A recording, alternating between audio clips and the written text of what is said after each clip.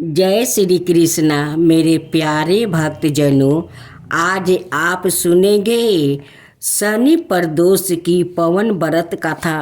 भक्तजनों, शनि भगवान का व्रत कथा सुने तो पूरा सुने, अधूरा मत सुने, क्योंकि शनि भगवान का बहुत कृपा आप पर होंगे। शनि देव को क्रोध मत कीजिए। शनि देव को कथा सुनने से शनि भगवान बहुत प्रसन्न होते हैं। कहते हैं कि मेरे भक्त जनों मेरा कथा बड़े श्रद्धा भक्ति से सुनते हैं, उन पर शनि भगवान का दृष्टि कभी नहीं पड़ता है। जो लोग शनि देव को क्रोध करते हैं उन्हीं पर उनकी दृष्टि पड़ते हैं। तो हाथ में अक्षत फूल लेकर शनि देव को जय बोलकर उनकी श्रद्धा भक्ति से कथा सुने। प्रदोष व्रत कथा। कहानी यहाँ से शुरू होती है कि एक समय एक राजा था जिनका नाम मंता था। राजा मंता बड़े धार्मिक और भगवान शिव के भक्त थे। उन्हें अपने राज्य में अन्याय और शांति की प्राप्ति के लिए प्रदोष व्रत का आयोजन करने का अनाद प्रदान अत्यंत महत्वपूर्ण था। एक दिन राजा मंत के दरबार में दरवाजे पर इंद्र ने आकर उसने वर मांगा कि वो अमरता का आनंद ले। राजा ने इंद्र को यह वर देने का निर्णय किया, लेकिन उन्होंने इस वर को मृत्यु के बिना मांगने का निर्णय किया है। राजा का यह निर्णय देवराज इंद्र को क्रोधित कर दिया और उसने राजा मंता पर श्राप दिया कि उन्हें 1 वर्ष के भीतर मृत्यु होगी। राजा मंता ने इस श्राप के स्वीकार किया और वो जानते हुए भी अपनी मृत्यु की तैयारी करने लगे। वो जब जानते कि उनका अंत आने वाला है तो वो बहुत तपस्या और पूजा अर्चना करते रहे।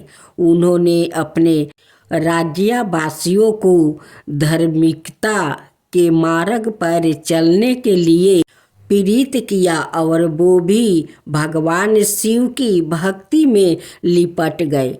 प्रदोष व्रत के दिन राजा मंता ने विशेष रूप से भगवान शिव की पूजा की और प्रदोष काल में उनकी आराधना की। उन्होंने अपनी प्राणों को भगवान शिव के चरणों में अर्पित करते हुए मृत्यु को प्राप्ति किया। इस प्रकार भगवान शिव की कृपा से राजा मंता ने मृत्यु को भी अपने अधीन कर लिया और अमरता का आनंद लिया। इस तरह से प्रदोष व्रत ने राजा मंता की जीवन की कार्यों को हल्का कर दिया और उन्हें मोक्ष की प्राप्ति का सुख दिया। अब दूसरा मरकट मदन का था। एक समय की बात है, भगवान शिव और पार्वती माता की अलग अलग पर्वतों पर आवासित अलग अलग नामों से पूजा जा रही थी। पार्वती माता ने भगवान शिव से पूछा कि उनमें से कौन पूजा जाने वाला है। इस पर भगवान शिव ने कहा कि जो व्रत प्रदोष के दिन श्रद्धा भाव से करेगा उसका व्रत मुझसे जोड़ा होगा और वो मेरा परम भक्त बन जाएगा। इसके बाद पार्वती माता ने भगवान शिव से यह भी पूछा कि प्रदोष के दिन कैसा व्रत करना चाहिए। भगवान शिव ने एक कथा के रूप में यह व्रत करने की विधि बताई। कई साल पहले एक राजा था जिसका नाम रतन देव था। उसकी पत्नी का नाम सुमालिका था। वो बहुत धर्मात्मा और भगवान शिव के भक्त थे। एक बार राजा रतन देव ने अपनी पत्नी के साथ भगवान शिव की पूजा की। पूजा के दौरान उन्होंने भगवान शिव से यह व्रत करने की विधि सीखी। उन्होंने अपनी पत्नी सुमालिका को भी इस व्रत की विधि सिखाई और उन्होंने संपूर्ण भक्ति भाव से व्रत किया। प्रदोष के दिन व्रत के दौरान राजा रतन देव और रानी सुमालिका ने भगवान शिव की पूजा की और अपने मनोबल से शिवलिंग का सेवन किया। भगवान शिव ने देवी पार्वती की साथ बैठकर उनके व्रत को प्रसन्नता से स्वीकार किया और उन्होंने अपने भक्त माना। भगवान शिव ने रतन देव और सुमालिका को वरदान दिया कि जो भी व्याकृत प्रदोष व्रत के दिन श्रद्धा भाव से करेगा वो भगवान शिव का अत्यंत प्रिय भक्त होगा और उसकी सभी मनोकामनाएं पूर्ण होगी। इस प्रकार प्रदोष व्रत का भोलेनाथ की जय हो, भोलेनाथ की जय हो, माता पार्वती की जय हो, माता पार्वती की जय हो। एक साहूकार था जो भगवान शिव का अनाय भक्त था। उसके पास धन आए किसी भी चीज की कमी नहीं थी, लेकिन उसकी कोई संतान नहीं थी और वो इसी कामना को लेकर रोज शिव जी के मंदिर जाकर दीपक जलाता था। उसके इस भक्ति भाव को देखकर एक दिन माता पार्वती ने शिव जी से कहा कि प्रभु, यह साहूकार आपका अनय भक्त है, इसको किसी बात का कष्ट है तो आपको उसे अवश्य दूर करना चाहिए। शिव जी बोले कि हे पार्वती, इस साहूकार के पास पुत्र नहीं है, यह इसी से दुखी रहता है। माता पार्वती कहती है कि हे ईश्वर, कृपा करके इसे पुत्र का वरदान दे दीजिए। तब भोलेनाथ ने कहा कि हे पार्वती, साहूकार के भाग्य में पुत्र का योग नहीं है। ऐसे में अगर इसे पुत्र प्राप्ति का वरदान मिल भी गया तो वो केवल 12 वर्ष की आयु तक ही जीवित रहेगा।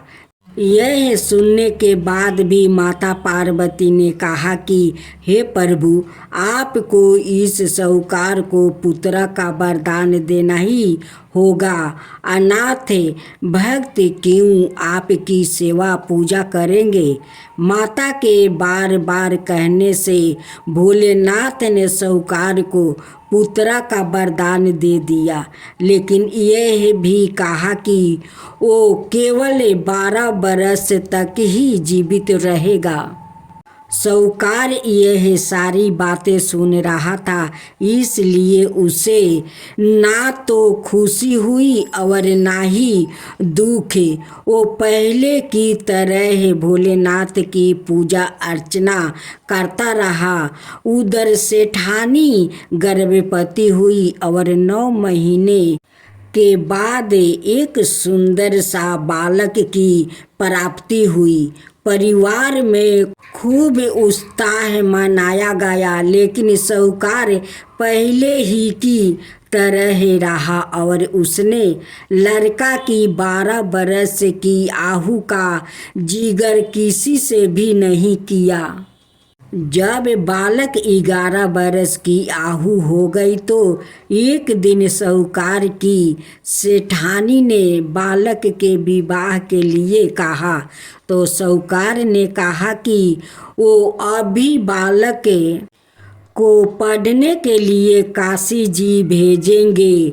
इसके बाद उसने बालक के मामा जी को बुलाया और कहा कि इसे काशी पढ़ने के लिए ले जाओ और रास्ते में जिस भी स्थान पर रुकना वहाँ यज्ञ करते और ब्राह्मणों को भोजन कराते हुए आगे बढ़ना।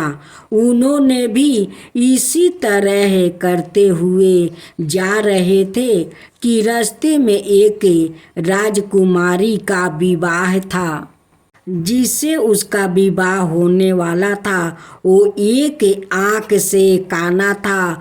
तो उसके पिता ने जब अति सुंदर साहूकार के बेटे को देखा तो उनके मन में आया कि क्यों ना इसे ही घोड़ी पर बैठाकर शादी के सारे कार्य संपन्न करवा लिया जाए। तो उन्होंने मामा से बात की और कहा कि इसके बदले में वो अथाह धन देंगे। तो वो भी राजी हो गया। इसके बाद साहूकार का बेटा विवाह की वेदी पर बैठा और जब विवाह कार्य संपन्न हो गया तो जाने से पहले उसने राजकुमारी की चदरी के पल्लू पर लिखा कि तेरा विवाह तो मेरे साथ हुआ, लेकिन जिस राजकुमार के साथ भेजेंगे वो तो एक आँख का काना है।